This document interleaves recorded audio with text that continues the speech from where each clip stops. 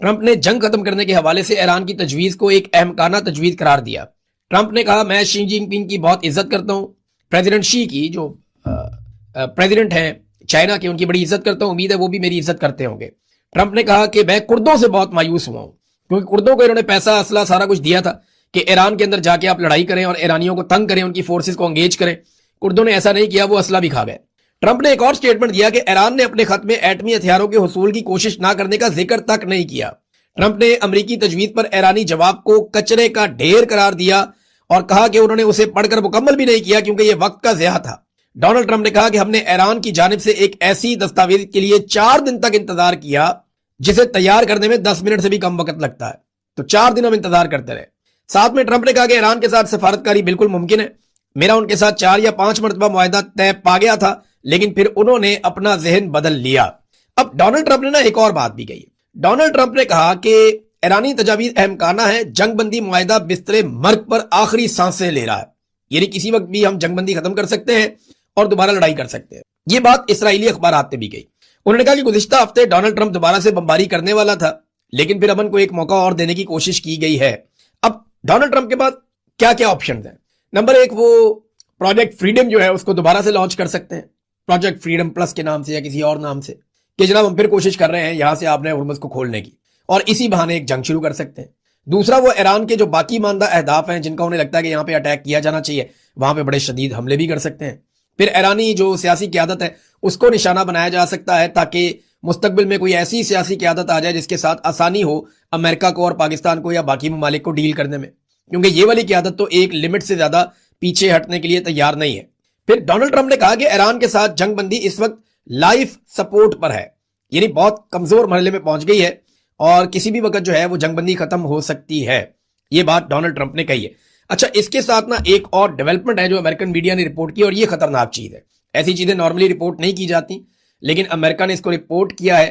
یہ جبرالٹر کا ایک ایریا ہے، یہ میں آپ کو بتاتا ہوں، یہ ایک جزیرہ ہے۔ جبرالٹر جو ہے یہ اسپین اور مراکش کے بیچ میں ایک ایریا ہے۔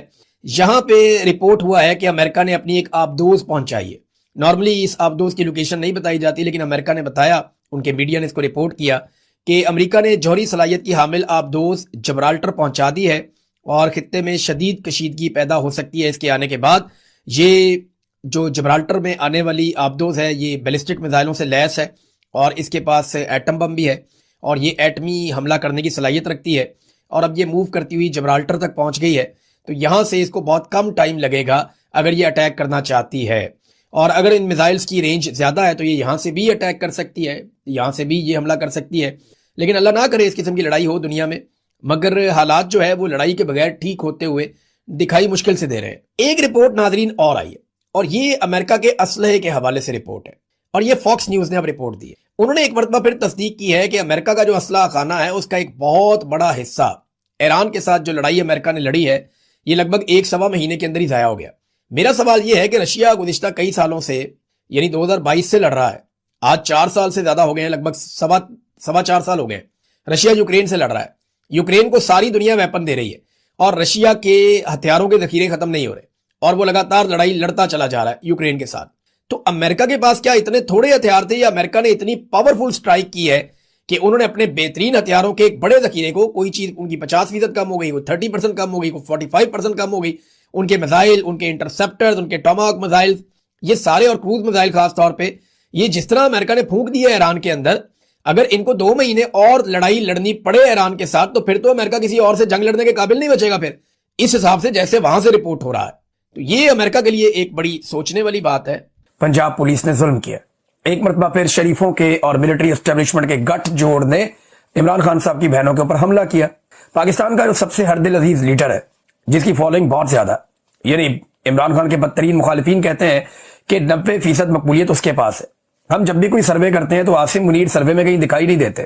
ہم جب بھی کبھی چیک کرتے ہیں تو پاکستان کے اندر کوئی پاکستانی، چاہے وہ شہباز شریف کی شکل ہو، نواز شریف کی شکل ہو، زرداری کی شکل ہو یا عاصم منیر، انہیں دیکھنا بھی نہیں چاہتا، ان کی بات بھی نہیں سننا چاہتا، اور یہی وجہ ہے کہ یہ جب تک مسلط رہیں گے پاکستان نیچے ہی جائے گا۔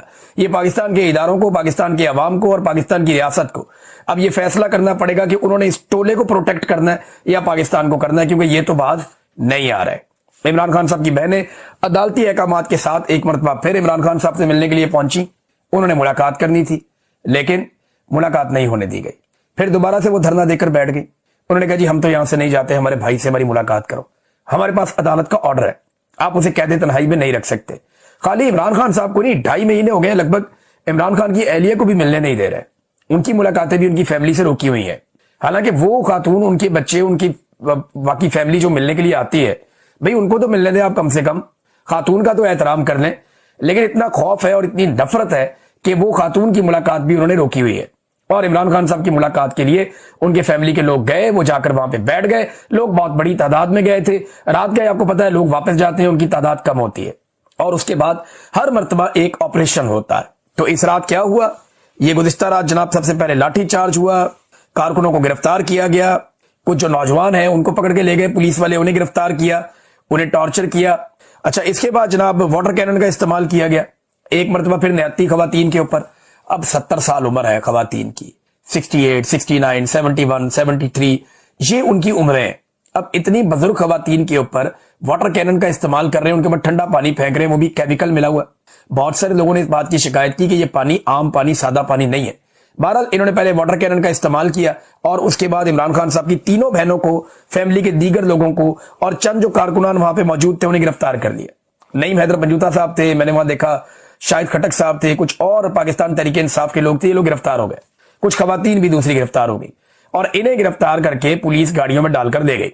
अलीमा खानम ने एग्जैक्टली वैसे ही यूं करके मुक्का बनाया जैसे इमरान खान ने मुक्का बनाया था। जो करैक्टर इमरान खान ने शो किया वही करैक्टर इमरान खान की बहनें भी शो करती हैं। और इन्हें ले जाके चक्री के पास एक वीरान इलाके में छोड़कर पुलिस फिर भाग गई, जैसे वो हमेशा करते हैं। तो एक मरतबा फिर वही जुल्म, वही जबर। अलीमा खानम ने बाद में बात की और उन्होंने एक बयान जारी किया रिहाई के बाद। उन्होंने कहा जी कि सबको निकलना पड़ेगा, यहां 10,000 आदमी अगले हफ्ते इकट्ठा होना चाहिए कम से कम। उन्होंने कहा आप किसी कॉल का इंतजार ना करें, किसी ऑर्डर का या हुक्म का इंतजार ना करें, आप निकलें। फिर उन्होंने कहा कि लीडरशिप को निकलना चाहिए और अगर लीडरशिप नहीं निकलती तो उनका इंतजार ना करें, आप निकलें इमरान खान के लिए। हम इमरान खान के लिए आते हैं, हम अपने दिल से आते हैं और जो लोग यहां पे आकर बैठे हैं वो अपने दिल से पूछ कर आते हैं, अपनी मर्जी से आते हैं, वो किसी ऑर्डर के तहत नहीं आते। लिहाजा आप सबको यहां पे आना पड़ेगा। इमरान खान आपकी लड़ाई लड़ रहा है। उन्होंने बार बार कहा और खुद ये भी बताया कि मुझे 5 साल के लिए मुझे अंदर कर दिया जाएगा, लेकिन मुझे इस बात की फिक्र नहीं है। मेरे खिलाफ इन्होंने फैसला लिख रखा है, लेकिन इसके बावजूद हम अपने भाई के लिए आएंगे। उन इमरान खान की बहनों ने अब वो वाटर प्रूफ वो रेन कोट्स पहने हुए थे और इसके बावजूद उन्हें पानी भी मारा गया, उन्हें गिरफ्तार भी किया गया और केमिकल वाला पानी है।